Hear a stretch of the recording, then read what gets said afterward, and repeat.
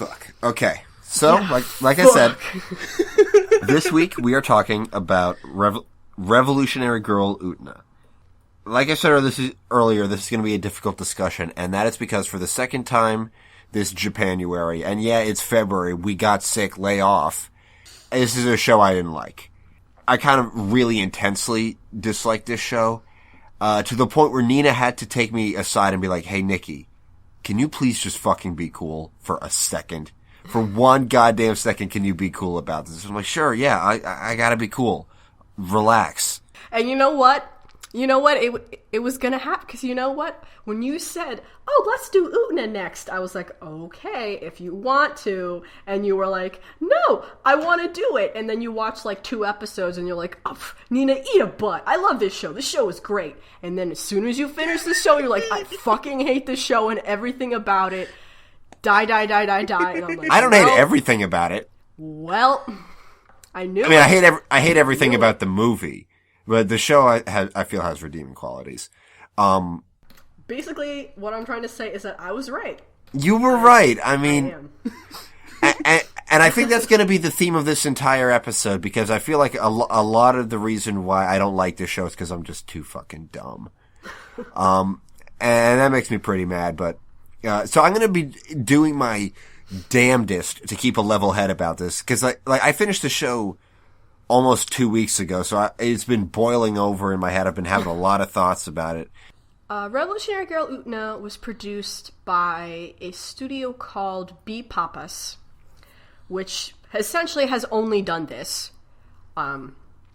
It's a production group composed of various people from the manga and anime universe. Most notably, the director Kunihiko Ikuhara, or most colloquially known as Ikuni, because Ikuni is so... I'll get to him later. But anyway, so Ikuni and also Chiho Saito, who's a mangaka. And what are they famous for?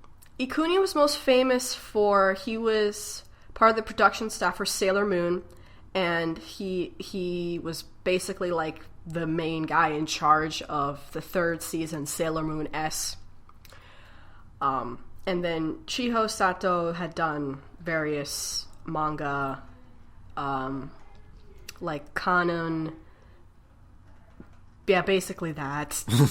Like, I mean, she hadn't been super popular in the United States beforehand. And then, they basically gathered all these people together, because Ikuni, felt sort of stifled by Sailor Moon, and he was like, you know what, I'm just gonna make the craziest thing that I can make the way I want to make it, no limitations, balls to the wall, this is me, And then Chiho Saito did the manga version that was being created along with the show. So they originally came together and worked on the concepts, and then Saito went off to do the manga, which is very different, and then Ikuni and everyone else worked on the anime, and then later the movie. And when was this? Oh dear. This was in the 97 was when the show originally came out, so I'm assuming a few years before that. All right. This is a late 90s show. So I guess like as soon as Sailor Moon was done, this is what he did. And among many other people. So that's the basic... It's a little complicated. It's a very wide-branching franchise, and every iteration of the franchise is different. There's like Hitchhiker's Guide. Yeah. You know what? Yes. There's it's the manga. Not going to get more concise than that. There's the manga, the anime, the movie, the manga adaptation of the movie, which is different. There are 2 Street Fighter, the movie, the game. There are 2 light novels as well. And I think... Oh, and a visual novel video game, too. Where you can't date anybody because they don't want to mess with the canon. Yeah, you become friends. Also, there were various, there was a musical and a few other theater productions. This would be such a weird musical. Wow. It would be the best musical. You wouldn't have to spend much on production because, like, all the sets would be exactly the same. Like, they just have to repeat the same fight scene over and over again, so... But yeah, so that's the basic history. Ikuni is best described himself. And it's hard not to talk about him when talking about this work, because this is his baby. You know, this is what he's attributed to. And, you know, for a guy who's well known in the industry, he doesn't do very many projects. Like, he has this, and then there was, like, 10 years, and then he was like, I'm gonna do another thing. And then he did it. And then, like, now we don't know what he's doing.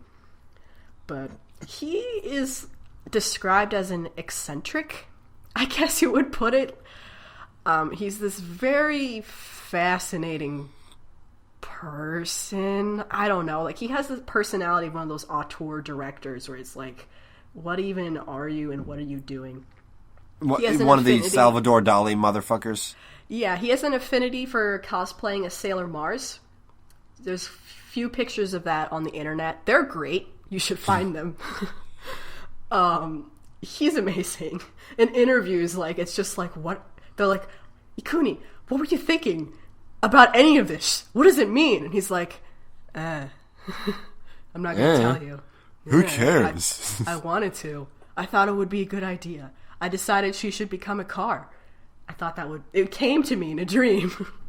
Or one other thing regarding, like, history, and correct me if I'm wrong, but when they originally brought this over to the United States, at first they were trying to market it like, Sailor Moon 2!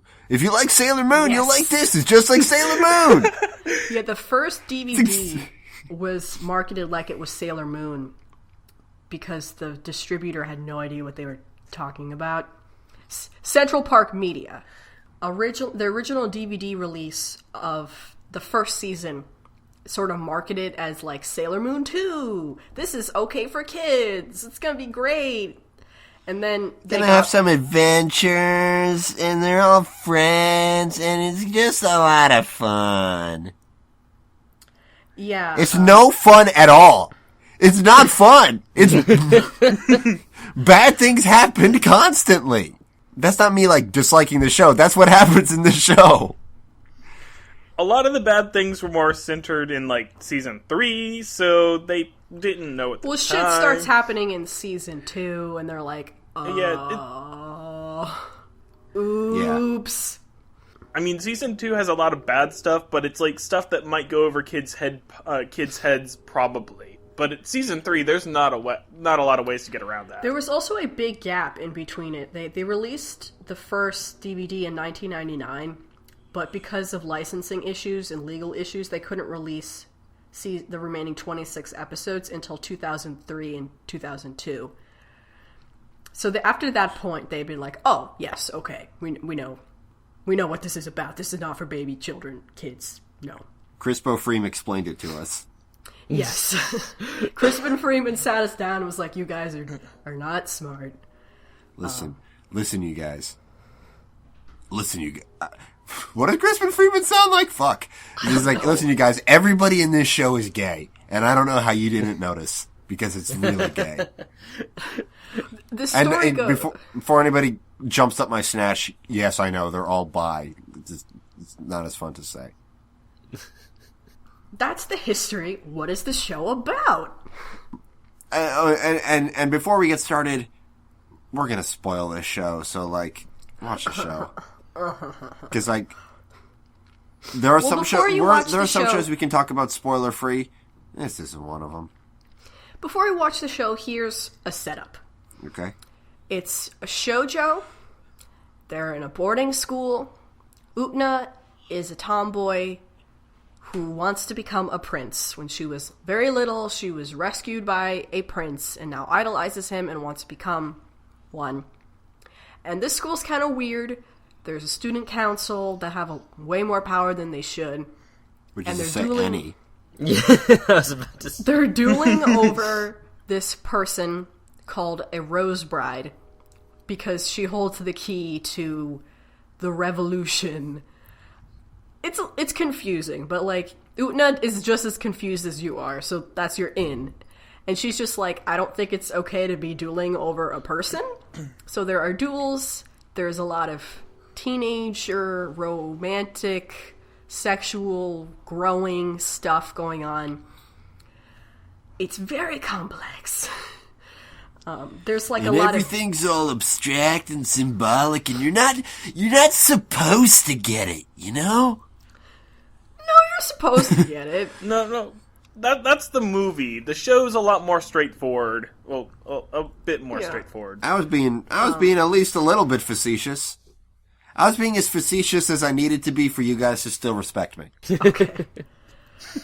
Okay. But, you know, it's a deconstructionist show. It deconstructs magical girls, shoujo anime, the myth of the prince and fairy tales and the binary and heteronormativity and fucking the patriarchy. After Madoka came out, a lot of people who weren't super down on Madoka were like, this is just like Utena, but shitty. Utena did all this shit way better, like, literally 10 years ago, 12 years ago. I'm trying to actually count this time. Okay. It's got fucking Gnosticism in it, and, like, Jungian philosophy, and, like, lots of layers of crap. Or, on the surface, it's about lesbians. So, you know, have fun. Go nuts. So there's something nuts. for everybody. There's something for everybody. Just, you know, there's a lot of mythology. If you love mythology and fairy tales and you want to see it be picked apart, have a great time. Because it's great. No, I'm trying to remember where the Gnosticism is, because I know a bit about Gnosticism, but I don't remember where it is in the show. A lot of it is taken from the novel Damien, the existentialist German war novel Damien, including the whole, like, the chick thing, you know, we must break. If the eggshell does not break, the chick will die without being born. This is taken from Hermann Hesse, who wrote Damien, which is a German war novel. It's existential. It has a lot of Gnostic themes. Okay, I can definitely see how that, like, that repeated phrase does, like, line up with Gnosticism, yeah. So yeah, if you want to read a book to help understand your anime, Damien. Alright, so I guess let's talk about impressions. Nikki, go last.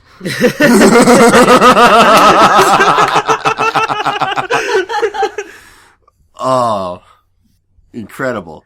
Nina, you go first. Okay. I had heard about this show, like, in passing on, like, the internet and such. Like, you know, I'm an anime person, whatever that means, so I hear about anime sometimes. And I actually heard a lot about it from Jezu Otaku, who I used to watch back when she did videos. And it just seemed kind of interesting to me, and I was like, this seems weird and whatever. And it just always piqued my curiosity. And I had a friend who, this is her favorite anime ever. And for my anime club here at school, when she became president, she decided that she was going to make everybody watch the entire show. And that was going to be her one contribution to the club. I don't think a great idea, but, you know, it was her time to shine, so that's what she did. And that's when I watched it the first time. And I was pretty into it because I'd already, like, heard stuff about it. And I was like, okay, I know this is going to be weird, but I want to experience it. Because, again, I had heard about it a lot because of people talking about it from Madoka Magica, which is one of my favorite animes, and people comparing it to that. And I was like, well, I like Madoka Magica. I'd like to see what came before it and influenced it. So I like this show. I've seen it twice now, which isn't a lot of times to understand it, but, you know, that's where I'm coming from. I had heard about it, yeah, it was a lot like Nina. I had always heard about it and it piqued my interest. It seemed to, you know, on the checklist of stuff that piques my interest, you know, genre flipping, whatever, and then animes and you know, the lesbian stuff. I'm all there. And so I went into it very much, I think I went into it too much with the mindset, like, this is gonna be some crazy metatextual stuff, because, well, I don't know, like, because people wrote all those, like, essays upon essays and stuff, and, like, I guess usually, like, if I watch something once, I don't get it, but at least I see that stuff is being done, and for the most part of the series, I was just like, this just seems pretty straightforward, at least on the surface.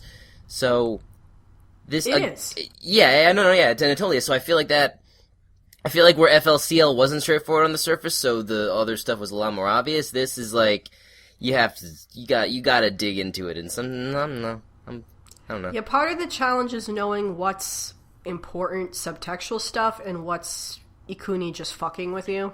Yeah, and I did like it. I did overall like it, but I almost felt like because I was so ready for basically the movie, like I was bracing myself for a TV series of what the movie ended up being, that I feel like not only did I feel like the whole series was anticlimactic for me, but then my expectations were lowered, and the movie got me the fuck anyway. Because I was like, okay, I got this, and then I was like, okay, I got this, and like 3 o'clock in the morning, just sitting there in your living room, like, I don't fucking got this. Yeah, nobody Yeah, got the movie it. was quite an experience. The movie is basically just a victory lap, I feel. Literally. Just like, we Literally. did it! Jakey? I, same as both Tooch and Nina, heard about it in various circles. Like, I am not an anime person, per se. Like, I really like anime, but I don't know how deep into it I am. Yep. But I guess you can never really tell, but I have been meaning to watch it for a while, and this was a really good opportunity to actually sit down and make myself watch it, because I knew I was going to MagFest and hanging out with these guys. Hey. I went into it and was, like Tooch, expecting something really, like, all the metaphors, all the symbolism, and I was really shocked at how, like, simple and often really silly Yeah, it is. it does blindside you, because in one episode, fucking a character is boxing with a kangaroo, and in the next episode there's like fucking moral event horizon shit going on and like suicidal crap, and you're like, okay. Yeah, the boxing kangaroo part is where I just had to run into the chat that Tooch and Nikki and I are in, and I just had to proclaim, Utena is the silliest shit. I can't deal with this. Just Yeah.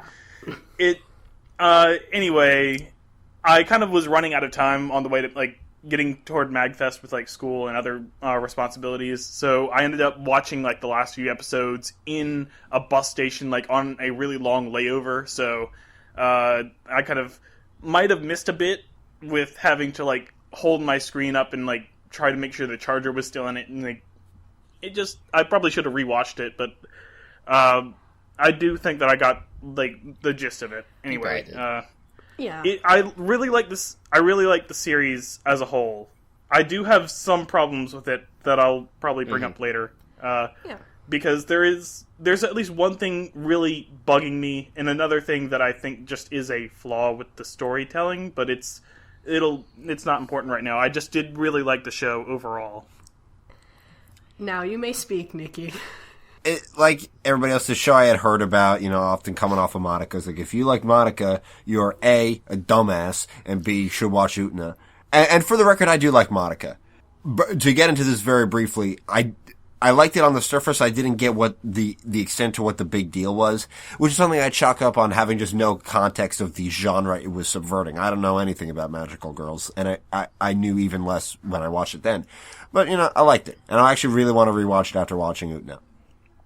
So I heard of this, and, Nina said it was super great, and I'm like, I want to check this out. And Nina's like, are you sure? It's very obtuse, and you just watched Fooly Cooley, and we're mad at that. And I'm like, well, I just watched Fooly Cooley, and I eventually got it, so I'll be fine. And I go into this show. Oh, by the way, we all watched the sub, because Nina says the Yes. dub is bad, and I listen to her with those kind of things. It's not great. I mean, I've heard it argued that it's good in the way that, like, because it's so bizarre, it only makes the show seem more surreal, so it's oddly appropriate in that manner. But That's like the people who say that Bob Dylan's voice is good because it's bad. But I don't know, man. If you like the dub, it's totally cool. I just don't think any of the characters can act in it. Except Crispo It's a Freem. 90s dub. There's a good chance that none of them can. No, Crispo Freem's in it. He's always solid. So I'm watching the show. I got like 3 episodes in, and Nina mentioned this, and I was really digging it. You know, I kind of dug the aesthetic. I liked how really shockingly gay it was. You know, very refreshing. And this is probably the thing that is the most important thing to keep in mind as I talk about this show, is that I watched this entire show, 39 episodes. It's about 13 hours long, maybe 14 with like some rollover. I watched all 14 hours of this show in the span of maybe 48 hours. I had to, in order to get ready, I had to marathon it. I had to cook it down to its core components and inject it directly into my butthole. I think that's part of your experience, because like I like this show and I cannot watch more than 5 episodes at a time. Like I needed to take a break. I mean, all three of us were. Yeah, were I really... did. I think I kept pace with Nikki. I think I jumped ahead of him at one point. And then I had some days off work, and I'm like, I guess I have to watch the whole... No, I had 1 day off work, and I guess I have to spend every waking moment watching this fucking show before MagFest, before I have to, like, entertain friends and all this other stupid shit. So, my ending impression of the show, after I finished episode 39, and my reaction was that it was a bunch of bullshit. There was definitely stuff I liked in it, but I felt that it didn't amount to anything. I found the ending insubstantial and nonsensical, and I felt like all my time had been wasted. And I then spent the next week and a half trying to extract any kind of significant meaning from anything I had watched. Focusing mostly on the ending, because that's kind of the only thing that's sticking out to me right now, because so much of it blurs together. And it doesn't help that the show is very repetitive. Apparently deliberately, but I would just say, but my suspicion is that that's largely because no anime made in the 90s had a budget that allowed it to not be very repetitive. I would say that, yeah, I'd agree with that, Yeah. probably. Well, it's both. It's both. They're like, we know we have to reuse footage, so let's like specifically reuse certain parts of footage that we want you to get used to. Yeah. And then when it changes, you're like, wait, what? Why isn't...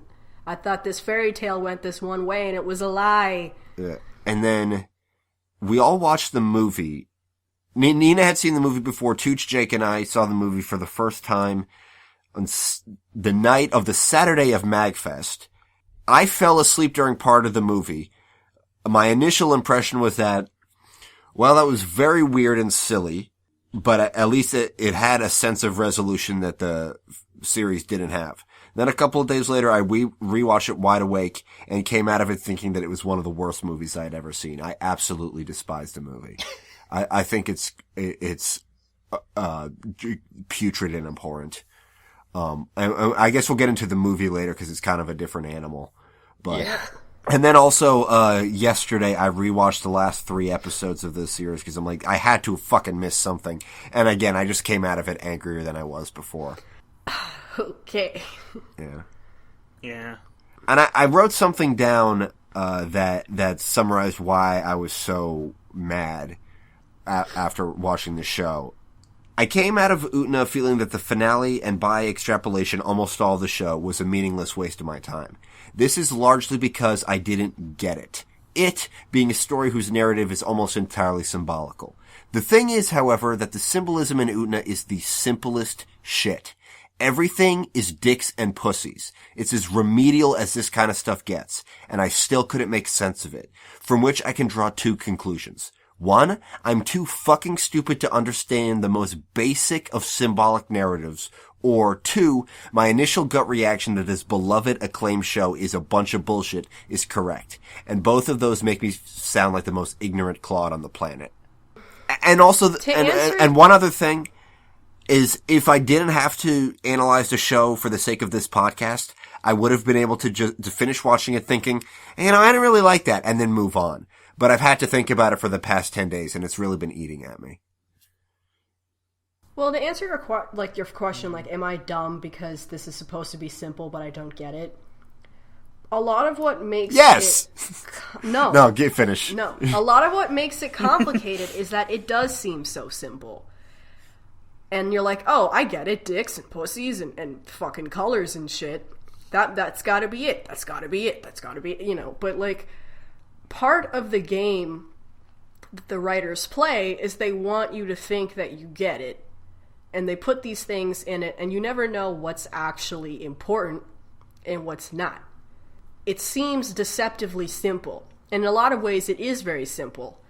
But the hard part is figuring out what's actually, like, them just trying to fuck with you, or are them actually trying to say something. So I guess it's my fault for trusting them. I mean, there was that episode where they were like, they had the arrows pointing to things on the screen. Oh yeah, and what the fuck was up with that? Some of those were just, I think some of those were just red herrings. Yeah, a lot of that was them trying, it was them just being like, look, there was one cat, then it met another cat, now it had a family. This conversation's about family. Ha ha ha ha ha. I forgot about that. You. I hate this show now. I mean, I think they did some really neat, like, gags with that, where it's just like you hear the beeping, and you are, like, looking for the finger, and it's like, oh, the finger's, like, in the other room. You had to walk into the room to see where the finger is pointing. Yeah. I thought that was really funny. Yeah, and a lot of it is humor. That's another important thing to say about it, is that a lot of this stuff that doesn't make sense and that seems so obtuse, a lot of that is a joke. It's part of it being a joke. And sometimes it's hard to tell what is a joke, because a lot of it's stupid and silly, and what is it actually, like, trying to talk about. Because there are serious things, and you're like, alright, like, shit's happening, they're making a statement, but there's fucking kangaroos, and fucking bitch turns into a cow, and, like, why? Choo-choo. Why? Basically, all of her episodes. Here's the thing, is like, at first I'm like, my first impression was that, man, these Nanami episodes are bullshit. And then I realized, oh, they're the only things that aren't bullshit. I came away from, like, the Nanami episodes are my favorite episodes. Like, the one with the egg is, like, it's my favorite episode of the show. I think it's top to bottom brilliant. And it's the only fucking episode where I got all the goddamn symbolism, because it was simple and actually they made a point. There was a point to all of it. Like, that episode's great. I just wish it was the whole show was that. Well, it is. The whole show is that, because that is an episode about puberty in a show about puberty. I mean, the humor of that show isn't really in my taste, but, like, the punchline of the show, of that episode, was the best. Like, that was my favorite moment of the entire show, the punchline of the egg episode. Yeah. I don't know. So, where should we go from here? One thing you could do is try to explain to me what any of it meant, because my takeaway is that the series was a show that had something to say, but ultimately failed at saying anything, or didn't finish saying anything. Whereas, like, the movie, I feel, had absolutely nothing to say. Okay. I disagree with you, but okay. The most cynical way to approach this is prove Nikki wrong. And maybe there's value to that. I don't know, but... I mean, I talked to you a bit about this when we were at MagFest. Like, I think that we might want to go by story arc, or by season, or whatever we want to call it. Yeah, because that might be... Like, it has a lot of... Like, each season has repetition and has, like, each section of a character's arc. So, talking about this each, like, section... Like, talking about each arc, like, individually, with all the character arcs inside it, like, I think that might be the best way to handle it. Right. So the show is typically broken up into 4 arcs, or seasons. The whole show is about adolescence, I guess. You can tell that the show is about adolescence because it's an anime. They're all about that. That's a good Every point. single anime is about adolescence. Every one. All of them. I can name at least 5, but you know what? Let's move on. So yeah, like, so that's one of the important things to keep in mind, I guess. I don't know. And you know, I kept that in mind. I didn't get any of that. Well, it's about adolescence, but it's not just about, like, the physical act of growing up. It's a lot about, like, you're taught all these things, and then when you grow up, you realize that a lot of the shit you were taught is bullshit. It doesn't make sense. It's not real. It's a lot about, like, growing up from fantasies. Yeah, it's like expectations versus reality Exactly. of being an adult. Okay. Exactly. Okay. So the first saga is called the Student Council Saga. It's an anime. It's episodes 1 through 13, and that's like your opening and introduction to this world, the characters, etc. We learn about Anthe, who is the Rose Bride, a little bit, or we get introduced to her. We see Utena. We see sort of the dynamics of the school. It's her facing off each of the members of the student council in a duel, and us getting a little taste for each of these characters and what their problems are, because everybody's got major problems, because, you know, what else? It sort of lulls you into a false sense of security in a sense, in that, like, there are definitely hints of messed up shit going on, but it's not as on the surface as it later becomes as the series progresses.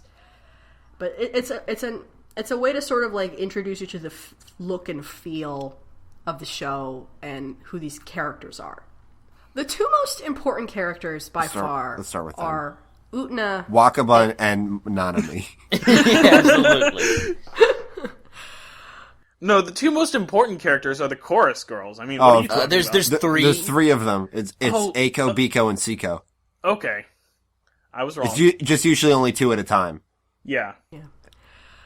No, but the central characters of this entire plot is the relationship between Utena and Anthe. But there are all these other characters, and they sort of, like, serve to help reinforce these themes going on. You know, Utena is this really naive young woman. She wants to be a prince.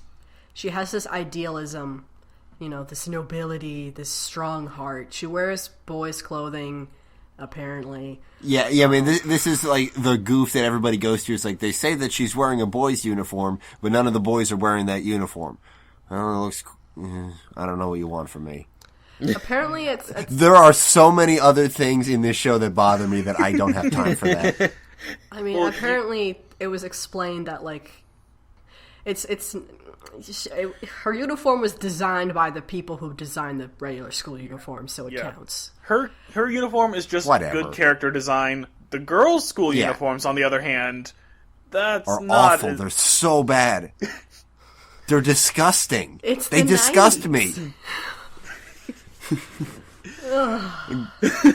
They're supposed to be stupidly feminine, because it's all about, like, the binary and shit. Yeah. Are that poofy makes shoulders sense. a feminine thing?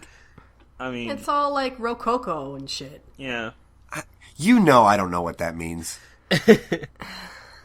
Hold up, I'm getting angry. Let me try to calm down. You keep going. I'm trying my best, but this is hard because I, like, feel like I'm doing it by myself. And then Anthe is the Rose Bride in this world, and what that means, it means a lot of things, but on the surface what that means is that all of these fucking kids are basically dueling for her hand, and if they own her, they own the power, and everybody wants the power. To bring the world revolution. Yes, and she's very submissive and obedient on the surface about these things. She just sort of accepts it and lives with it, and Utena's like, the hell is on any of this crap? And because she wants to be a prince, is like, okay, I'll do the princely thing and help this girl and protect her from all these fuckheads, because I'm the only one that knows what she really wants, and that's not to be the Rose Bride and participate in all this crap, which may or may not be true. But that's what Utena thinks. I'm going to be a prince and save this person whose name means cross-lingually princess of mine. I mean, it helps that the first student council member that Utena fights is shitlord number 1 that you meet, Sayonji. So Yeah. Yeah, screw that that's guy. one thematic thing I did catch up on, is that all of the men in this show are deliberately terrible. Sayonji is the devil. Toga is the devil. Mickey, he's not the devil, but he's sort of a self-absorbed little shit dick. Mickey's... No, Mickey's not he's bad. pretty... He's up his butt. He's not worse than the other female characters. I think he's on par with them. No, I mean, I did starts out not bad. like him, specifically because of his episode in that first arc. Because his reasoning for fighting Utena was because he wanted Anthe for himself so she could play piano with him. It's very much that straight white boy thing where he's only thinking about his own stupid problems, but they're the most important thing in the world, and he doesn't care who he hurts to get it. He's certainly not as bad as some of these other characters, but he's a little shit dick. Suwabaki demonstrates some really astounding self-awareness, but despite that is still like a real loser about that shit. Well, he's allowed to be. He's like, what? He's like 6 years old. He's very little. That other blue-haired guy who is in like 1 or 2 episodes, he's just an asshole. Yeah. The Onion Prince is a clueless dumbass. And then, of course... But he's not a bad person. Yeah, he's not just a bad dumbass. person, yeah. Yeah. He's just an ineffectual dumbass. And then, of course, we've got Akio, the High Lord Devil Supreme. Utterly despicable. Yes. The devil of devils. Yeah. King Devil, the Devil King. So gender is a really important theme in this show. I'll say. And one obvious thing, as Nikki said, is it seems like that the creators of the show aren't particularly fond of the male gender, or at the very least, masculine ideals. It's the only thing me and the creators agree on. It's like that was not difficult for me to accept because I'm fucking championing that campaign every day. Like, men are the fucking worst. We're so bad. They're so... Flush them all down the toilet. They're too big. Can't keep them as pets anymore. So, we're gonna start the hashtag flush them in right after the eat the boomers. Eat the boomers hashtag. Eat the boomers. Eat the boomers, flush the men, he must succeed. That will be all of the Toon Goons Twitter posts because there's no room for any actual content, just those hashtags. But yeah, and what you were saying before I went on my rehearsed tirade is that the first time Utena sees Anthe, she's being literally physically abused by Saionji, who at the time is her fiance. Yeah, abuse is a reoccurring thing that happens. I mean, there's, this very cynical drinking game among the Utena fandom. Take a shot every time Anthe gets slapped in the face. Right. And everybody who in the collab chat who's been watching the show makes a post like, is there a single goddamn episode in which Anthe doesn't get slapped? And yes, there are. But it takes a while. The episodes where she doesn't get slapped involve someone else getting slapped. There's a lot of slapping. Dude, it got to the point where where anytime Anthe would get hit, it would just literally it felt like somebody hit me, and I was just like, why? Like, I just had just the briefest of emotional attacks, just like, no, please stop. I had to keep watching. That was me in the beginning, and then after a while, I'm like, fucking stand up for yourself. Have some goddamn agency. And I realized that's victim blaming, and I'm a shithead for it, but there we go. So that's wrong and bad of me. But after a certain point, I felt it too difficult to sympathize, and that's part of why maybe this show lost me. I mean, it is hard because Anthe in particular is probably the most difficult part of this show. Yeah, she's hard to get your head around. She is very complicated. She's not an easy character. I wouldn't say that I understand her completely. And even among the people who really like this show, there's definitely a divide of how people interpret her actions. The thing she does at the end of the second to last episode, we haven't gotten there yet, but I did not understand her reasoning for that until you mentioned something about it offhand when we were talking about the show, just at MagFest. I just was completely unaware of how that actually what her thinking was there, just until you said that. And I was thinking about that today, and I'm trying to keep track of where all the fucking swords came from, because the ones with the fancy hilts, like, those are important. You gotta pull them out of somebody's titty. Those just don't fly up from the ground. Like, keep going. Well, we're gonna get there. Maybe. I don't know. Maybe not. This podcast might be a failure. We might chuck it out the window and say goodbye forever. Surprise, we're talking about Pokemon instead. Yeah, let's talk about Pokemon the origin. Wasn't it super cute when Cubone was like, Cubone? Man, that episode was sad, though. Yeah. That was so sad. I'm sad about Marowak. Okay. Important to keep in mind with Anthe is that she is playing not one role, but many roles. She's a princess, she's a damsel, she's a witch, she's fucking... She's a block of whatever. wood. She's a sinner, she's a saint! She's whatever it's convenient for the people around her to be. And in essence, she's the, finger quotes here, perfect woman. Well, I mean, it seems like she's just a whole bunch of stereotypes. Like, she's the holder of all of the, like, feminine stereotypes in media. Yep. All the things that, like, men and women force on women to be for their own sakes and their own rationalizations. That's what Anthe is supposed to be. And that's why she's a fucking mess, because all of the ideals for women basically conflict each other. Exactly. So she is, like Nikki said, she doesn't have a lot of agency on the surface, so she's very sort of passive-aggressive, because it's kind of her only way of... Aggression, period. Like, there's this one exchange in like, next time on Utena. Like, which are always fascinating to me, because, like, that's some of the few times you just get to see Utena and Anthe talking. And Really?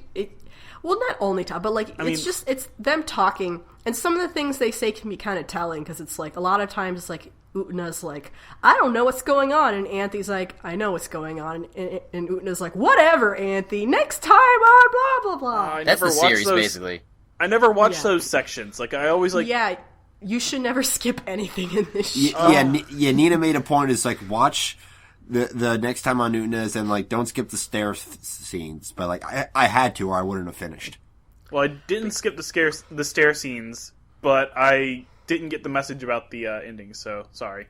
Well, and even the times when I didn't skip the stair scenes, I all-tabbed out to something else, because it's like, oh, this is going to be the same fucking thing. Except for the 2 times it's not. I caught him, don't worry. I mean, like, apparently the lyrics change, but I'm not very good at, like, keeping track of lyrics anyway, because... I'm actually positive they didn't. No, the lyrics didn't change, the arrangement changed. Okay, that part I noticed. Well, during the fights, they were different. The fights, it was a different dumb song every time. Oh, Ammonites. Let's think about those for a while while we see this sword fight for the 14th time.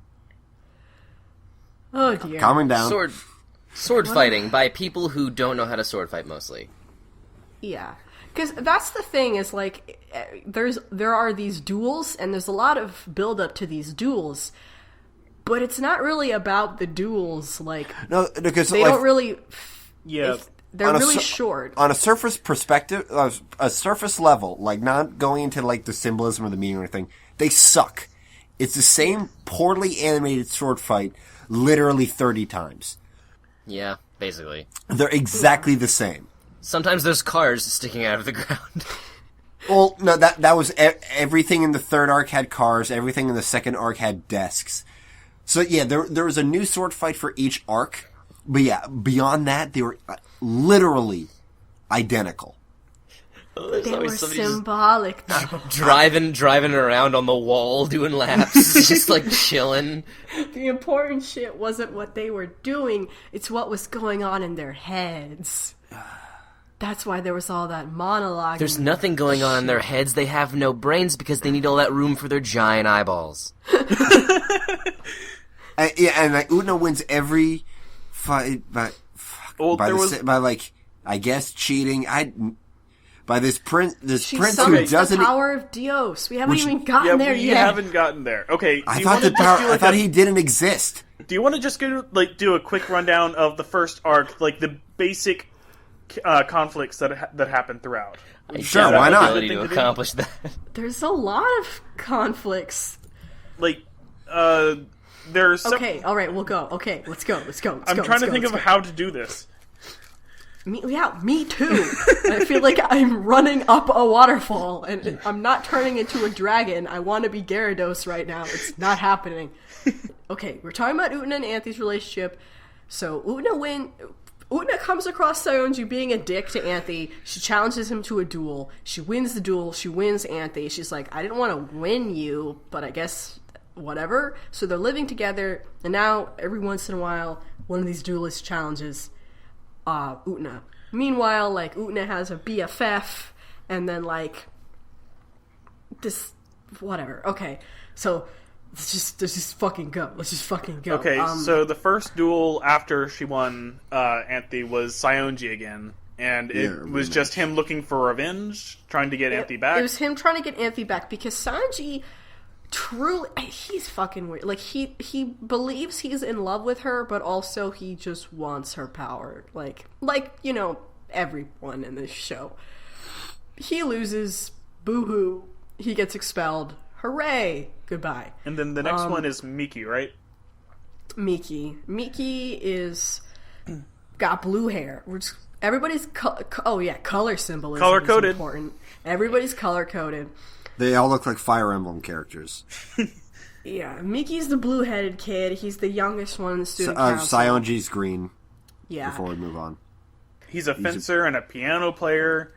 Yeah, and he's in love with Anthy in, I guess, that middle school kind of way. The worst. And Anthy reminds him of his sister.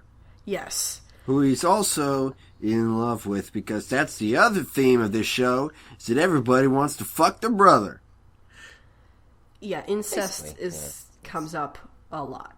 Yeah. So if you don't like it, Literally honestly, like, I had this thought, literally everyone related, at least, like, has made out, or, like, definitely shown interest. Yeah, like, what two related characters don't? Yeah, I think a lot of that is supposed to symbolize, like, just this unhealthy attachments, like childhood attachments, and not being able to grow up from them, and having Freud them, like, shit. Yeah, Freud shit, like this Jungian shit, like all that stuff. I mean, it's not a lot. Like, some of the cases aren't exactly like incestuous. I mean, I would think I can never remember how to pronounce her name. Nanami. Later, like, when she saw Anthy's shit, like, she was just she did not. It didn't seem like she liked Toga in that way. So I feel like she had, like, a be careful what you wish for moment. I feel like she talked a big game, but then it was like, oh wait, I don't actually fucking, like, what? No, that's gross. And, like, she saw it right in front of her face and was like, okay, well, whoops. Yeah. This is what I've been, what? No. Yeah, okay, now we're talking about Nanami. Nanami's hair is yellow. She's the younger sister of Toga. She's obsessed with her brother. She wants to own character. him. She's really, like, trying to control everything, but she kind of can't. Just like us for this podcast. She has kind of a Mean Girls kind of storyline going in some of the cases. Like, yeah, because Toga's a huge playboy, so she's constantly, like, trying to get all these women off of him. But, like, he doesn't think very much of her, and not very many people think very much of her, but she thinks she's, like, the fucking shit. And so she goes through a lot of hard times. Yeah, like Jakey said, it's very much the mean girl stereotype, but it does transcend it. Into some real, like I was astonished by how they managed to make her so sympathetic. Oh yeah, totally. Oh yeah. I think it was just because, like, when in the beginning, before shit started to really pick up, she really felt like important. But then as the plot just became more and more about, all this crazy bullshit, all her mean girl bullshit really just felt like utterly inconsequential. Yeah. I guess that's a growing up thing. It's like, she was caught up in childish nonsense. Meanwhile, real adult shit is going on, and she's irrelevant, and she hates that. She doesn't like being not a part of it. Yeah, in I that think first arc, she was like, it looked like everyone was waiting on her hand and foot. Like, that was one of the episodes, really. Like, that little kid wanted to be her, like, manservant. And, I mean, that was just what she's used to. Yeah. Alright, and then Juri is a female member of the student council. She's orange hair. She's my favorite. She's like most people's favorites. Her deal, she's the coach of the captain of the fencing team, club, whatever. She's very sort of harsh on the surface, you know. Her deal is that she fell in love with a friend of hers, but her friend was too stupid and thought that she liked their guy friend, so she went off to date their guy friend and left her in the dust. And so she's still trying to, like, get over this thing and trying to, like, admit to herself a lot of her weaknesses and vulnerabilities. And, you know, she duels Utena because she just doesn't like what Utena represents. She doesn't like how Utena always seems to have this simple explanation for things, and she's like, things don't work that way, like, you don't understand how shit is. Because Utena does have a tendency to be, like, so naive that she'll say things that are, like, actually really mean without even knowing it, because she's just, like, simplifying things so much without knowing what the other person's going through. And that really, like, rubs Juri the wrong way. Yeah. So they fight. Juri got fucking pissed when Utena mentioned that she got her ring from the prince. And, like, I don't know exactly how all of the student council members got their rings, but I'm pretty sure that the, like, really simple fairy tale story just wasn't working for Juri. Yeah, because Utena believes this fairy tale story that after her parents died, a prince came on a white horse and dried away her tears and said, you know, you're beautiful, and one day I'll give you this ring and it'll lead you to me and never give up and blah, blah, blah, blah. And so everybody has these rings that are symbolized that they're part of this whole fucking game. But then later we realize that whole story is a bunch of BS because Utena wasn't a princess. Because in the opening it just says, once upon a time there was a princess, blah, blah, blah. We later found out that, like, yes, that is actually Utena, and this is all just, like, her childhood fantasy of what happened. Her parents died. She got really suicidal. She wanted to die. And she was approached by some people, and they showed her some shit, and then she was like, oh, I don't want to die anymore. Cool beans. It's great. Way to go. Okay. Not dying is the tits. More on that later. So, after Juri, it was Sionji again, right? Because he took Anthe captive, or was trying to kidnap her to bring her up to see the castle fall, is what the story was. And I actually, like, I was kind of happy with myself that I noticed some of the things that the show didn't want to explain, like, right off the bat. Like, the letter that he got was, I assumed that it was fake, like, or I predicted that it would be fake, and later on it was, like, revealed, yeah, this was fake, Toga set it up. And, like, when he tries to open up the gate without an actual, like, duel going on, I think that was the problem. Like, he gets knocked out, and Anthe gets brought up to the battlefield, and then his ring was taken. Like, you can actually see there was a shot where his hand goes up with his sword, but his ring isn't there. So, like, Toga had his ring in the next episode. Like, it was just, like, it wasn't explained at all, and I thought it was really cool that they did that. Well, that was actually the second season, but yes. Wait, no, that was the second season? Shit. Yes, that was the beginning of the second season. After Juri, we fight Nanami and then Toga. Very well put, though. That's okay. That was great. All Nikki, the gold stars. Nikki, put that later. Like, take that section and put it a bit later. Not a chance. No, he's got enough shit to work around. I am not in the first 45 minutes of this podcast. Alright, so then we fight Toga. And Toga is, you know, he's the playboy on campus. He thinks he's the hottest shit ever. He's, like, just everything that is typical masculine nonsense. He tries to impersonate Utena's prince. Like, he tries to convince Utena that he was the prince that she ran into when she was a little kid. And he's, like, sort of charmed by Utena because, like, she's the only girl who isn't, like, falling over head over heels for him. So he's like, I want to control this lady. A challenge. Women are conquests. I'm the devil. And he initially does. That's why my hair is red. Is that the color symbolism you're talking about? Here's the thing. I don't... Red means power. See, here's the thing. You tell me to pay attention to colors as if I understand Japanese color symbolism. It's not universal. Okay, Yeah, I'm sorry. I didn't, like, sorry. All I knew was that there were colors, and, like, I was like, I mean, I didn't really see... Okay, The extent to which I thought there was color symbolism was that there was that inconsequential dickhead who also had pink hair, and I'm like, this is probably important if any of this mattered. Oh dear. Red means power and passion, like, because all Toga is about is that he wants power, or that he is powerful and he wants power. White is the prince, the ideal of the prince. So Utena being pink is a mix between power and princeliness. Purple is the witch. All the other one, I'm not as sure. I think blue is sort of about, like, being stuck in the past, like, seeing through the past. That's why Utena also has blue eyes, because she's, like, always seeing through things through the lens of her past. Yellow is, like, I think it's, like, obsession, like almost like parasitism, like dependence and adoration. Hence why, like, both Nanami and Tsubaki have yellow hair.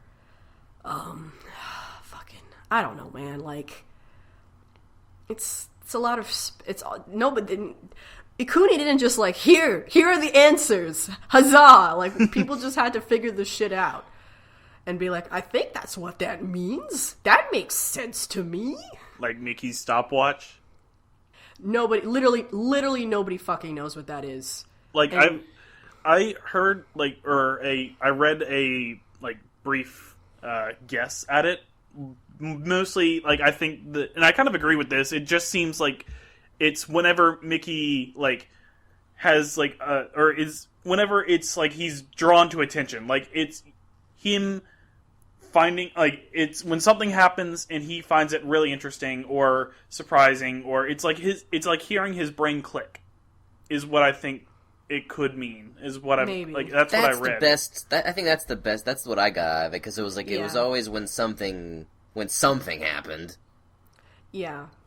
So yeah. Except in the times when it wasn't, because it was like, oh, red herring, yeah, fuck you. And green is, like, you know, like envy.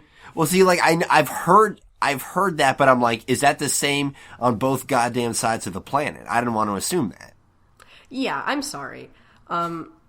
It's like desire and envy are, like, just wanting all the things and being kind of impotent in getting them. Orange. And then orange. I know brown is just that averageness. So poor Wakaba. That's like whenever those brown flowers circle her face, I'm like, I am sorry, Wakaba. You're a normal person in this crazy world. Oh, those, like, little loading icon roses? Yeah, all those that's why they're different colors. Yeah, I thought that Toga's- meant that the scene was loading because they look like loading things. Well, Toga's roses are sometimes white. I don't remember, like, Because sometimes he's trying to pose as the prince. yeah, that made sense once he said white was princely. So, Yeah. I like that they gave the snail a rose border. oh right, that one That's scene. my favorite. They gave what?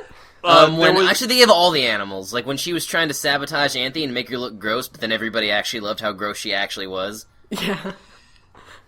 Oh yeah, the snails. The snails and the snakes and the octopi. Yeah, she had a The fucking mongoose living in her desk drawer. The topusses. What was that symbolic of? That was them just being You stupid. don't have to answer that question.